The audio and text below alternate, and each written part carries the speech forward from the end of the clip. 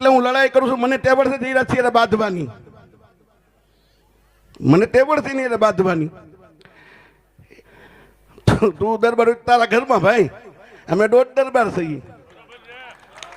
નમસ્કાર દર્શક મિત્રો, વિડીયોમાં તમારું સ્વાગત છે. હાલમાં રાજુ સોલંકીનો એક વિડીયો ખૂબ જ વાયરલ થઈ રહ્યો છે કે જ્યારે મોટી મણપરી ગામે દલિત સમાજનું એક આંદોલન હતું, તેમાં તેઓ ઉશ્કેરાઈ ગયા હતા અને તેઓ જે બોલી રહ્યા છે એ ક્લિપ ખૂબ જ વાયરલ થઈ રહી છે. ત્યારે એ ક્લિપમાં તેઓ કહી રહ્યા છે કે દરબાર હોય તો એમના ઘરના, ત્યારે તેઓ કોઈથી બીતા નથી અને તેમની સાથે ખુલ્લામાં બાંધવા માટે તૈયાર છે.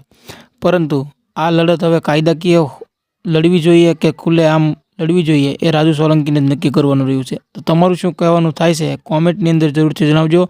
એ ઉપરાંત એમણે એમ પણ કહ્યું હતું કે આ લડત મારી નહીં, મારા દીકરા માટેની પણ નહીં, પરંતુ બીજા કોઈ યુવક સાથે આવું ના થાય એના માટે છે. આ જયરાજસિંહ ખરેખર ગુંડાગર્દી કરે છે એવું એમનું કહેવું થાય છે.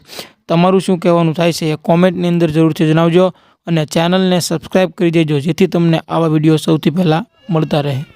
કે હું આ લડાઈ છે મારી, એ મારા છોકરા હાટું નથી લડતો કે બીજા દીકરા ઉપર આવું ના થાય, એટલે હું લડાઈ કરું છું. મને ટેબલ છે જઈ રહ્યા છીએ બાંધવાની,